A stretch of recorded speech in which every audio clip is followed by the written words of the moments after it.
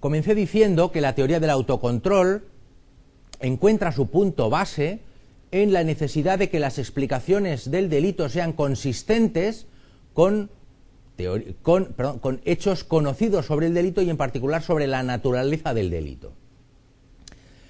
Este es un gráfico que representa la relación entre edad y delito a nivel agregado.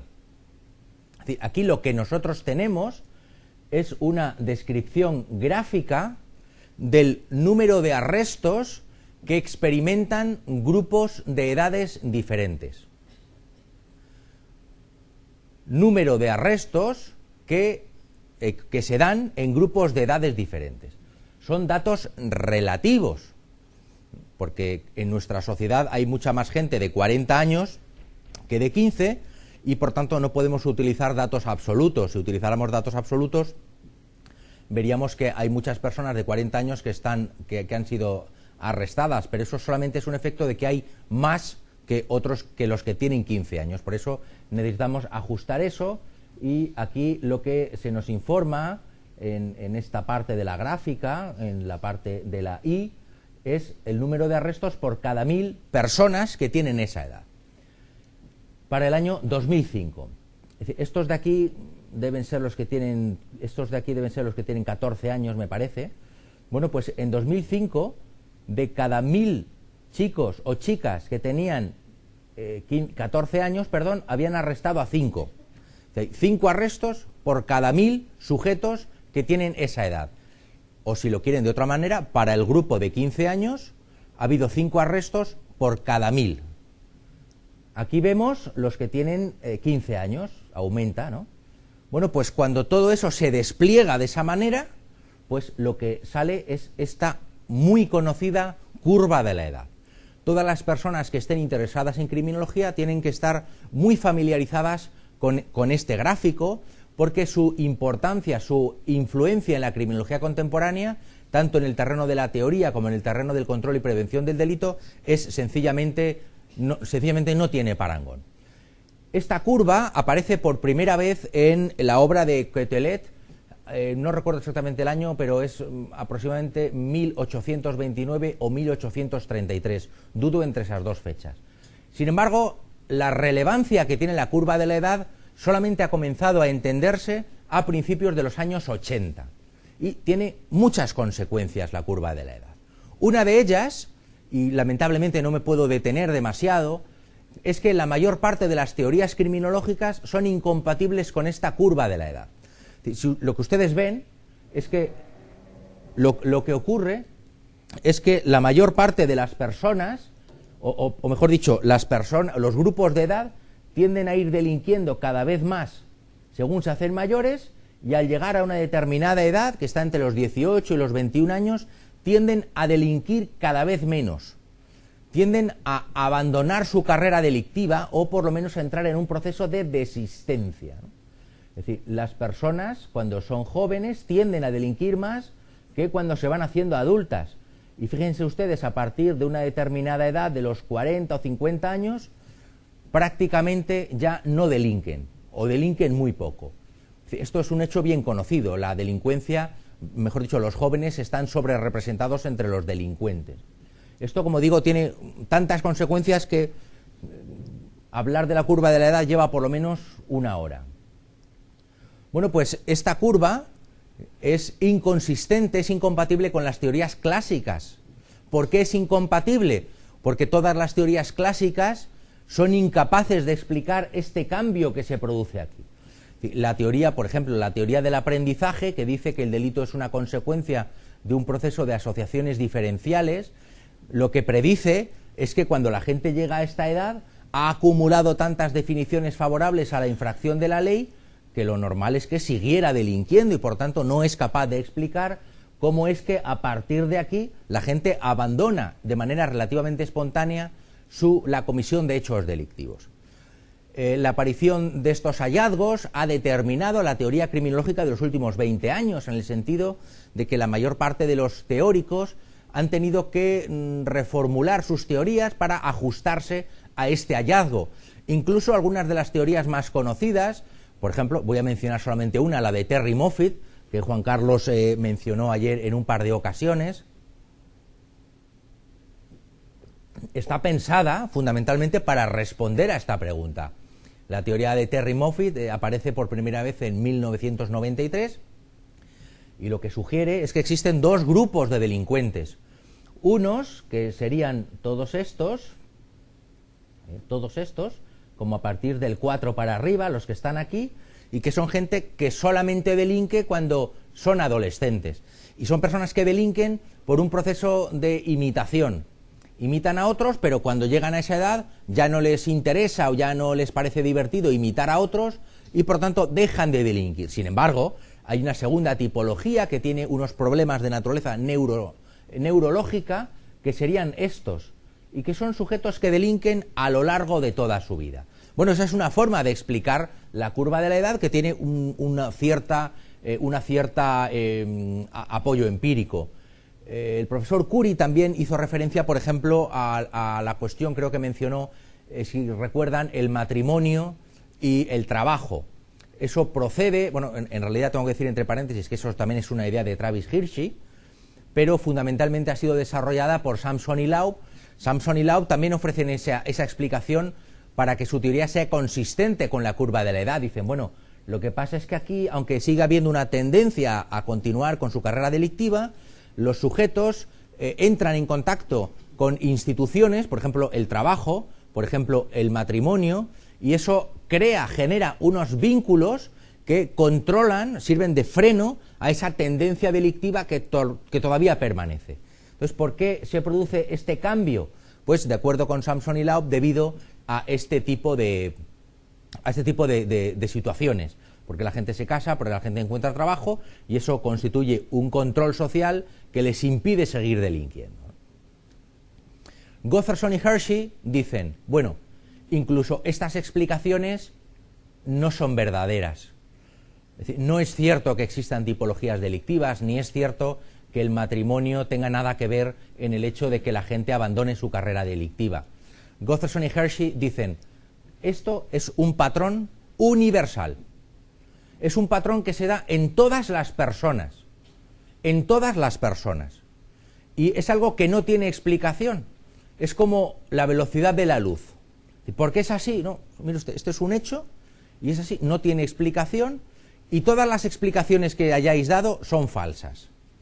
No, porque ellos dirían o dicen, es que esos sujetos que tienen problemas neurológicos que dice Terry Moffitt, es que ¿saben lo que pasa? Que con el paso del tiempo delinquen menos. Todos delinquen menos. Y esos que se casan, como dicen Sampson y Laub, delinquen menos. Pero es que los que no se casan también delinquen menos. Es un patrón universal, dicen Gotherson y Hirschi. Entonces, hacen un argumento que es muy difícil de explicar, pero dicen, el autocontrol en las personas no tiene una naturaleza lineal, sino que tiene esta forma. Es decir, el autocontrol es también una variable de carácter relativo y tiene esta forma. Cuando uno está en la adolescencia, su nivel de autocontrol en comparación con los demás es más bajo que cuando uno se hace mayor. Eso no quiere decir que todas las personas jóvenes delincan, pero la clave del argumento es que esta es la línea que sigue el autocontrol y que por lo tanto esto es válido para todas las personas y por lo tanto para todos los delincuentes. Dicen ellos, si nosotros tomáramos una muestra de los delincuentes de carrera más peligrosos y más crónicos, veríamos que con el paso del tiempo delinquen menos. Bien, esto es, como digo, el punto de partida de la teoría del autocontrol y constituye uno de los debates más importantes de los últimos 10 o 15 años. En buena medida, es también una hipótesis de la teoría del autocontrol, una hipótesis que nosotros no podemos testar porque necesitaríamos datos de naturaleza longitudinal. Recuerden el argumento de Gotherson y Hirschi. Esto sirve para todas las personas y entre paréntesis podemos decir, miren ustedes a sus vidas. ¿no hacían cosas más peligrosas y desviadas cuando eran adolescentes que según se han ido haciendo mayores? Pues lo mismo pasa con los delincuentes. Las cosas que uno hacía con 18 o 20 años ya no las hace cuando tiene 42, pues eso le pasa a todo el mundo. Otras personas, por ejemplo, Terry Moffitt, dirá, bueno, ese patrón no se ajusta a todos los delincuentes. Puede ser que se ajuste a la mayoría, pero hay excepciones. Hay personas que siguen trayectorias diferentes. Hay muchos estudios, y este es un ejemplo de este estudio de Etzel y Cohen de 2005, en el cual afirman la existencia de hasta 6 trayectorias, ¿no? En el lenguaje de esta metodología se llaman clases latentes, pero podemos pensar en trayectorias. Estos dos autores dirán, bueno, eso que dice Gottfredson y Hirschi no es cierto. Ese patrón no se ajusta a todos los delincuentes, sino que existen distintas trayectorias que siguen grupos homogéneos entre sí y heterogéneos respecto de los otros grupos de delincuentes, ¿no? La mayor parte de los estudios han encontrado unas 5 trayectorias. Bueno, pues este es un ejemplo, ¿no? Aquí, por ejemplo, dice, mire usted, estos de aquí sí tienden a delinquir menos con el paso de los años, pero el punto ese álgido que significa el cambio se produce muchísimo más tarde. Hay muchísimos... estos de aquí, por ejemplo, también continúan delinquiendo bastante a lo largo de su vida. Hay otros que claramente siguen el patrón de Gottfredson y Hirschi de una manera muy marcada, como son estos. Y en este estudio, ya les digo que gráficos como este son legión en la investigación empírica. Hay otro hallazgo que es muy interesante, que no aparece en este. Si los hubiera elegido otra diapositiva.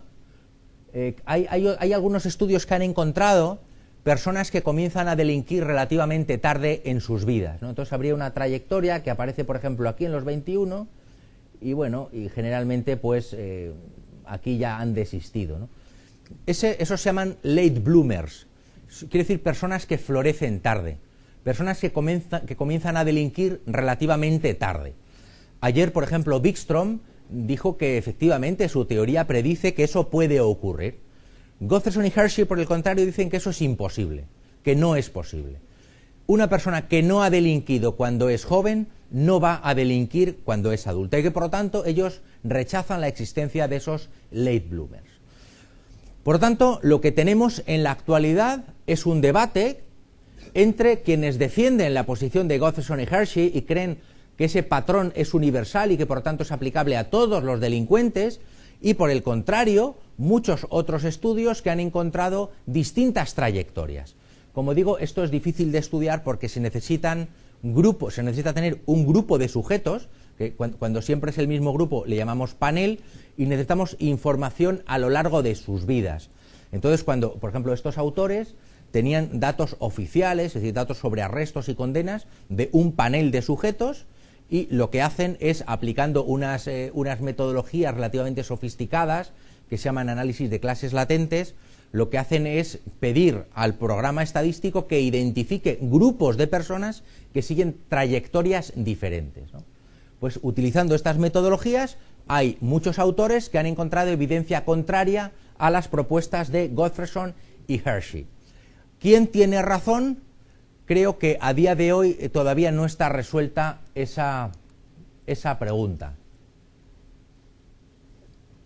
Sin embargo, muy recientemente, Skardamar, que es un estadístico noruego, ha realizado una revisión de esos estudios sobre trayectorias, sobre clases latentes de naturaleza longitudinal, y ha llegado a la conclusión de que están basadas en metodologías que es muy improbable que cumplan las asunciones que hacen, y que por lo tanto esos métodos son incapaces realmente de identificar trayectorias, y que por lo tanto deberían mirarse con gran cautela, al menos hasta que sea posible desarrollar métodos más robustos, ¿no?